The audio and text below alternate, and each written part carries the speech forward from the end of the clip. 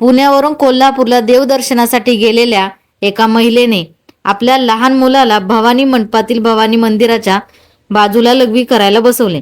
शेजारी पूजा साहित्य विकणाऱ्या महिलांनी जवळच असलेल्या प्रसाधनगृहात मुलाला का नेले नाही असा प्रश्न केल्यानंतर संबंधित महिलेने झालेली चूक मान्य न करता उलटसुलट बोलू लागली.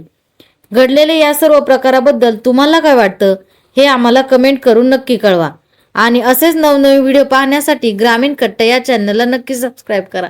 अहो काय तुम्ही मंदिरात येतो बाथरूमला वाचवायला बाथरूम आहे की पुढं काय सांगितलं जरा त्यांना कोण काय बोललं एवढं दंगा करायलाय पण तो छोटा आहे मग काय करूया तू नाहीये का काय करूया छोटा बाथरूमला बसवायचा कशाबद्दल करायची तुम्ही एवढं बाहेरून दादागिरी करायला मग तुम्ही करायचं नाही आमचं पुन्हा बघा किती स्वच्छ आहे असू दे आमच्या इथं नाही ना स्वच्छ हे सांगायला आलाय का तुम्ही आम्हाला तिथं घाण होती म्हणून मी नेलं तुला पण मी काय बोललो बाथरूम पुढे एवढंच बोललो ना बोलायचं ना तिकडं कुठं आता यांना दीदी म्हणायचं का आम्ही काय म्हणायचं एक सेकंड काकू, ही तुमची पण बोलायची पद्धत नाही. नाही, यांची पद्धत आहे बाकीच्यांची पद्धत तुम्ही नाही बोलले तुम्ही आधी मला बोलले म्हणून मी बोलले अरे पण तुम्हाला बाथरूमला करायला द्यायचं का तिथं मग तुम्ही चांगलं का सिविक सेन्स नावाची एक गोष्ट आहे काकू तुम्हाला.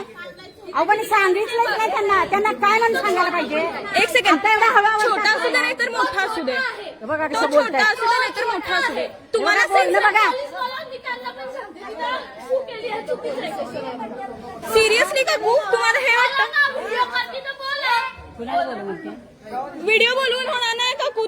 तुम्हाला सुधारायला नको. तुम्हाला सिविक सेन्स नाही की तिथे समोर वॉशरूम आहे. अहो, खरं तुमच्यामुळे देश एवढं मागे पडलाय आमचा देश. मग विचारायचं असतं पद्धत असते का नसते विचारायची. मग ती काही सांगितलं नाही तुम्हाला. मग आमचं शहर येऊन घाण करायचं नाही इथं. तो आमचा प्रश्न आहे. तुम्ही इथं येऊन घाण करायची नाही. घेऊन जावा की ए बाय गं बस ए बाय